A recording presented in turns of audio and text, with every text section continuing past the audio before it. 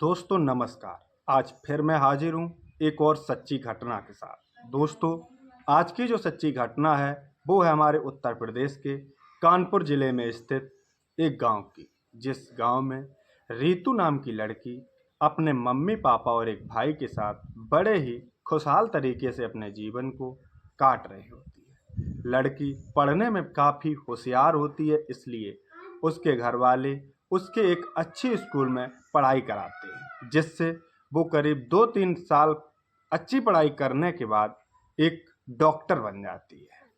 जिसके बाद वो डॉक्टर बन जाती है तो उसके बाद उसके घर वाले एक अच्छा सा रिश्ता देखकर उसकी शादी कर देते हैं। जब रितु की शादी हो जाती है तो उसके करीब 2 बच्चे हो जाते हैं, एक लड़का और एक लड़की। लड़का लड़की दोनों बड़े हो जाते हैं और उनकी उम्र करीब 17 से 18 साल हो जाती है। इधर रितु की उम्र भी करीब 35 से 40 साल की हो जाती है। लेकिन रितु पढ़ी लिखी होती है और एक जॉब जॉब करने वाली लेडी होती है, इसलिए रितु अपने शरीर का मेंटेनेंस बहुत ही अच्छी तरीके से रखती है। इसलिए कोई महसूस नहीं कर सकता कि रितु की उम्र 35 से 40 साल होगी।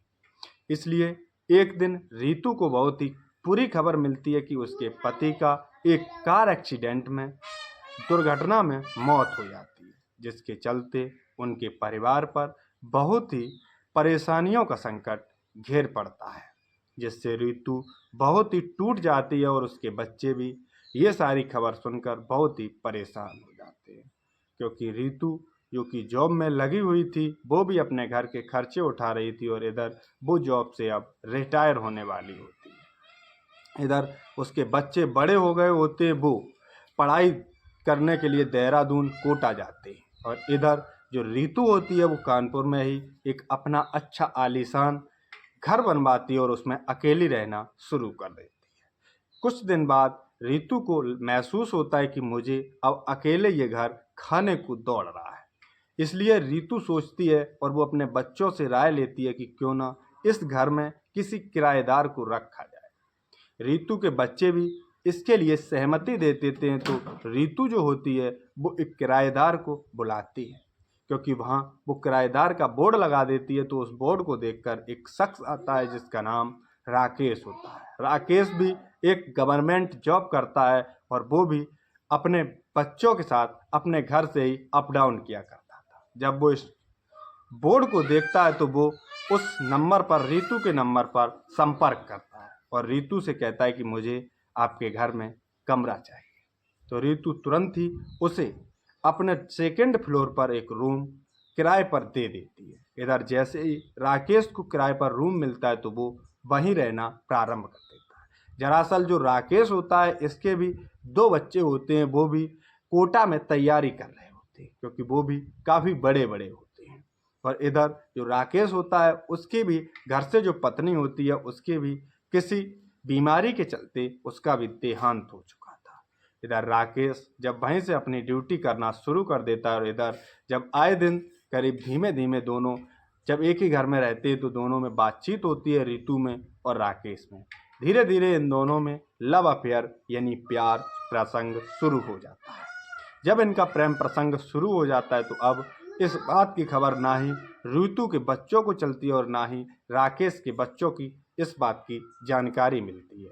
ये दोनों आए दिन पर डे अपने साथ दोनों ही संबंध बनाते हैं। जब भी इनका मन होता है तब ये प्रेम प्रसंग अपना करना शुरू कर देते हैं। ये प्रेम प्रसंग इतना सर चढ़ चुका था कि अब ये सिलसिला पर डे का हो चुका था। वो एक पति पत्नी की तरह एसी रूम में रहना शुरू कर देते, क्योंकि उनके घर पर ना ही राकेश के बच्चे कभी आते थे और ना ही उस रितु के बच्चे आते थे, क्योंकि जब भी इन दोनों के बच्चे आया करते थे वो अलग अलग आया करते थे और ये इन्फॉर्म कर लिया करते थे कि आखिर तुम लोग कब आ रहे हो। इसलिए इनके बच्चों को भी इस बात की कोई जानकारी नहीं होती है। ये सिलसिला धीरे धीरे शुरू हो जाता है और करीब ये सिलसिला कम से कम 4 साल तक चलता है। एक दिन ये रितु जो होती है ये संबंध बना रही होती है राकेश के साथ और राकेश के बच्चे बिना इन्फॉर्म किए इसके घर पर पहुंच जाते हैं, जहां पर ये राकेश इस रितु के घर में रूम ले रखा था।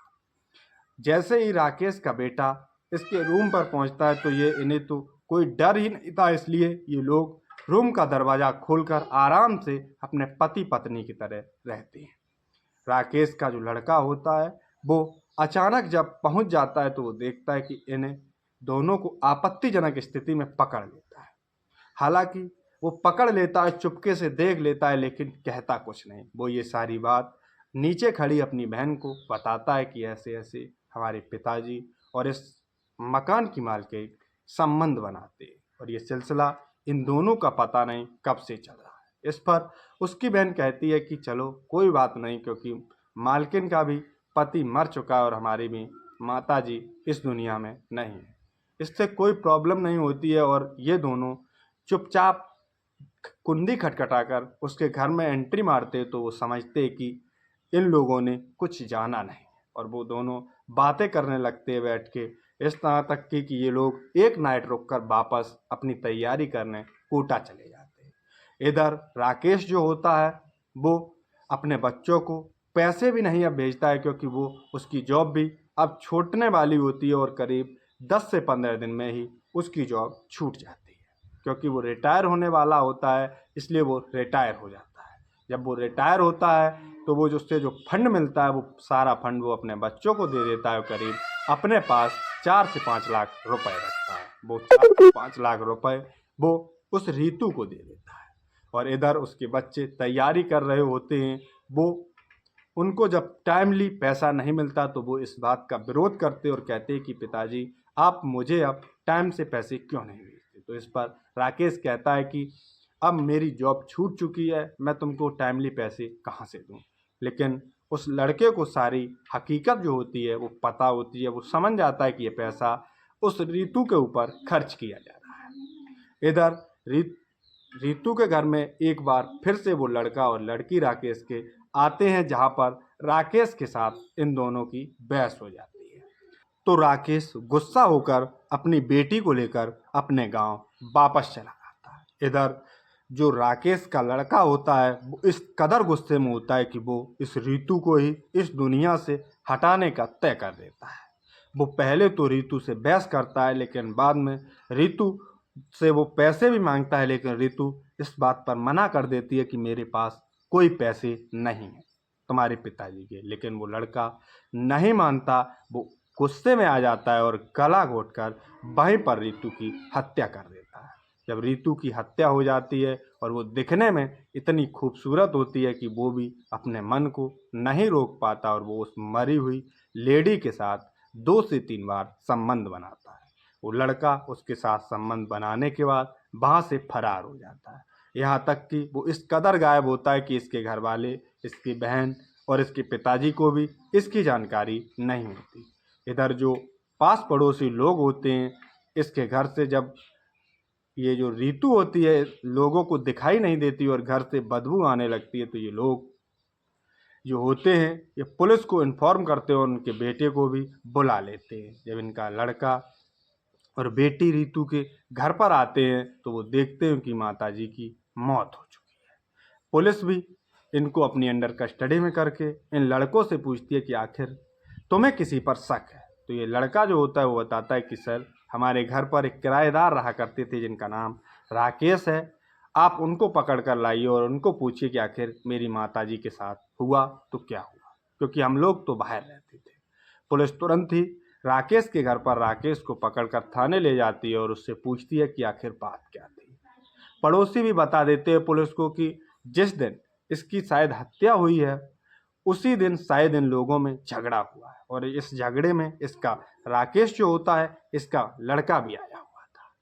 पुलिस को राकेश भी यही बताता है कि झगड़ा रीतू से नहीं हुआ था, झगड़ा हमारा और हमारे बेटे के बीच हुआ था, तो मैं गुस्सा होकर अपनी बेटी के साथ अपने गांव चला गया था।